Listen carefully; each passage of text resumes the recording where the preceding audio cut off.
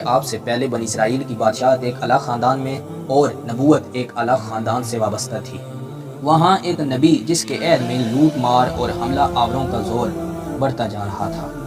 بنی اسرائیل نے اس نبی سے ایک درخواست کی کہ آپ اپنے بیٹوں کی بجائے کسی اور کو منتخب کریں، اور جو آپ کے بیٹے ہیں وہ ان شرائط پہ پورا نہیں اترتے جو ظالموں کا مقابلہ کرنے کے لیے طاقت اور قوت رکھتے ہوں۔ بنی اسرائیل کے کہنے پہ وقت کے نبی نے اس وقت طالوت نامی شخص کو بادشاہ مقرر کیا، جو بہت بہادر تھا، جس نے مجاہدین کا انتخاب کیا جو دشمن کا مقابلہ کرنے کے لیے آگے بڑھے ہیں۔ ابھی مجاہدین میدان جنگ تک نہ پہنچے تھے کہ راستے میں ایک نہر آ گئی۔ گرمی کا موسم تھا، سبھی پیاسے ہو رہے تھے۔ طالوت نے ان کو آزمائش کے لیے حکم دیا، کوئی بھی ایک چلو سے زیادہ پانی نہ پیے۔ چند ایک کے سوا سبھی نے حکم عدولی کی۔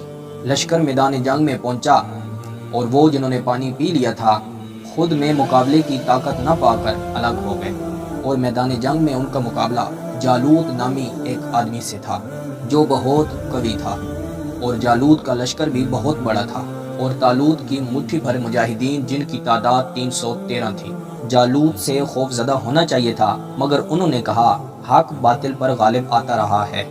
قلیل مجاہدین نے کفار کی کثیر تعداد پر فتح پائی ہے۔ فلسطین کا حکمران جالوت اپنی طاقت اور کثیر تعداد سے بنی اسرائیل کو ہر صورت غلام بنانا چاہتا تھا۔ طالوت بھی پریشان تھا۔ مجلس مشاورت بلائی گئی۔ حضرت داؤد علیہ السلام نے طالوت کو کہا کہ میں وہ جوان ہوں جو جالوت کا سر آپ کے قدموں میں لا سکتا ہوں۔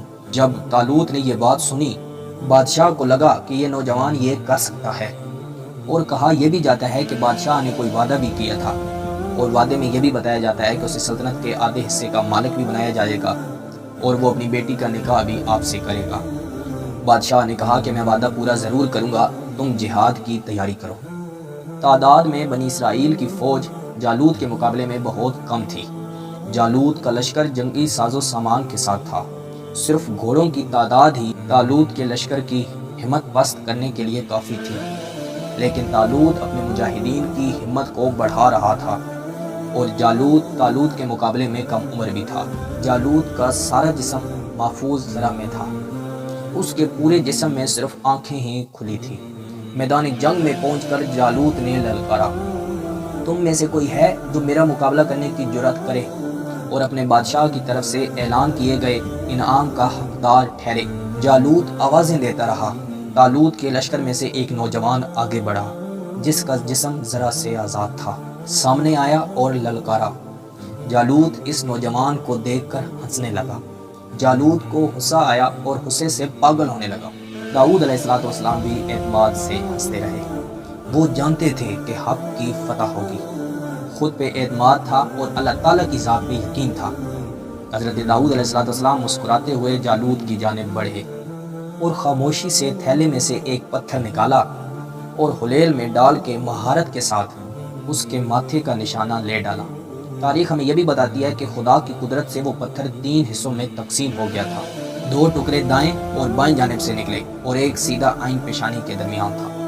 جالوت کے گھوڑے سے گرتے ہی حضرت داؤد علیہ السلام نے اس کا سر تن سے جدا کر دیا اور طالوت کے پاس لے گئے۔ وہاں سارے حیران ہو گئے کہ یہ کیسے ہو گیا ہے۔ پھر طالوت نے جو وعدہ کیا ہوا تھا اس نے اسے پورا کیا۔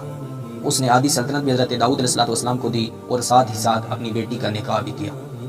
تمام بنی اسرائیل والے اب حضرت داؤد علیہ السلام کی بہادری اور عدل و انصاف کی وجہ سے ان کی بہت عزت کرتے تھے۔ عوام اب جان گئے تھے کہ اب جو حکمران آیا ہے وہ ان کا خیر خواہ ہے۔ پھر تاریخ یہ بھی بتاتی ہے کہ طالوت نے بھی حضرت داؤد علیہ السلام کے خلاف کوئی چال چلی، اور جب داؤد علیہ السلام کو اس کا علم ہوا تو وہ بہت حیران ہوئے۔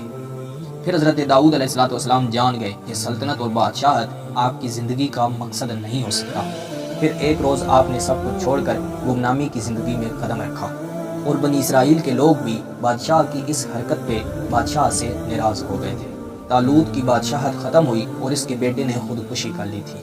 اب بنی اسرائیل والے آپ علیہ السلام کی تلاش میں تھے۔ آخر انہوں نے حضرت داؤد علیہ السلام کو پا لیا۔ انہوں نے بہت مجبور کیا اور پھر آپ علیہ السلام راضی ہو گئے۔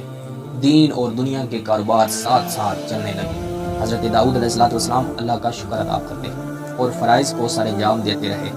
میں امید کرتا ہوں کہ آپ کو یہ ویڈیو پسند آئی ہوگی۔ مزید ایسی ویڈیو دیکھنے کے لیے ہمارے یوٹیوب چینل کا وزٹ کریں، دوستوں کے ساتھ شیئر کریں، کومنٹس میں اپنی رائے کا اظہار ضرور دیں۔ ملتے ہیں انشاءاللہ اگلی ویڈیو میں۔ اللہ حافظ۔